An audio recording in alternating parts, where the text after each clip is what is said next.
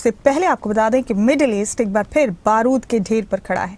America और Iran के बीच टकराव अब नए और खतरनाक मोड़ पर पहुंचता दिखाई दे रहा है। अमेरिका ने ईरान के गोरुक और केशम द्वीप पर सैन्य ठिकानों, रडार और ड्रोन कंट्रोल साइट्स को निशाना बनाकर बड़ा हमला किया।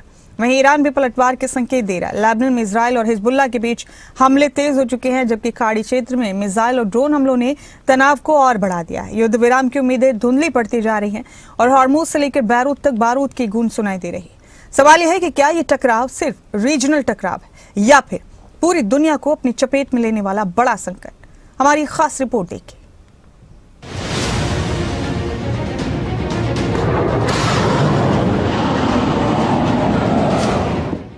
महाविनाश का ट्रिगर दब गया है।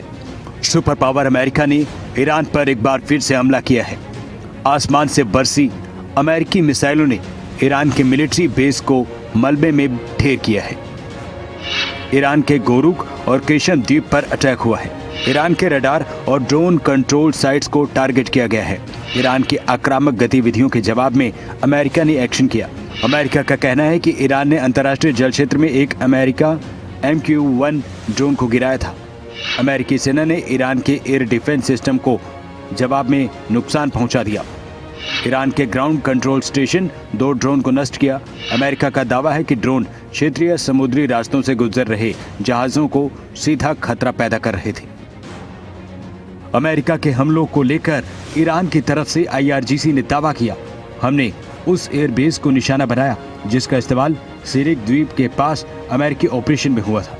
IRGC का कहना है कि यह हमला सिरिक द्वीप पर टेलीकॉम टावर पर हुए अमेरिकी हमलों के जवाब में किया गया। हालांकि ईरान ने उस एयरबेस की लोकेशन नहीं बताई।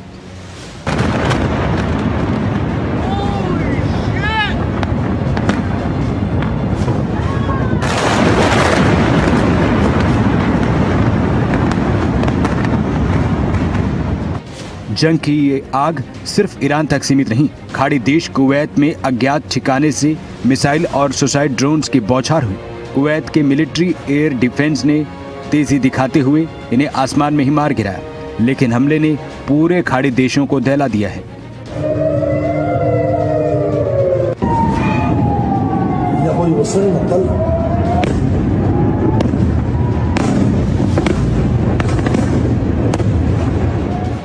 इस जंग से अलग मोर्चा एक और है।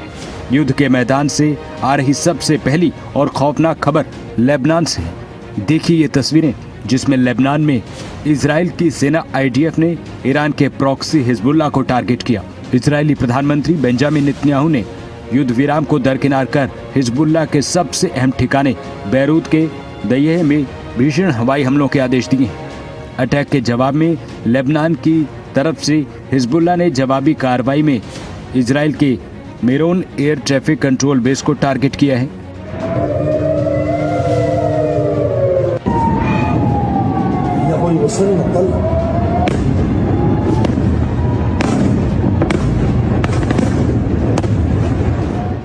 इन हमलों के बाद सवाल है, सीज फायर तार-तार कहां थमेगा बारूदी तांडव? ट्रंप की सीक्रेट डील का दावा सच है या फिर छलावा? नेतन्याहू का अगला गुप्त टारगेट क्या सेट हो चुका है? सीज फायर के सारे समझौते तार-तार हैं। समंदर से लेकर आसमान तक सिर्फ कयामत है। ये खौफनाक तस्वीरें गवाह हैं कि मिडिल ईस्ट में युद्ध विराम नहीं है। सीज फायर के सारे कागजात इस वक्त बारूद के धुएं में है। क्या लेबनान की बोफोर्ट कैसल पर इजराइल का ये कब्जा हिजबुल्लाह को मिटा पाएगा? अमेरिका ने ईरान के रडार और ड्रोन सेंटर को तबाह कर बदला तो लिया है, लेकिन क्या सुपर पावर ईरान के इस मिसाइल पलटवार को संभाल पाएगा?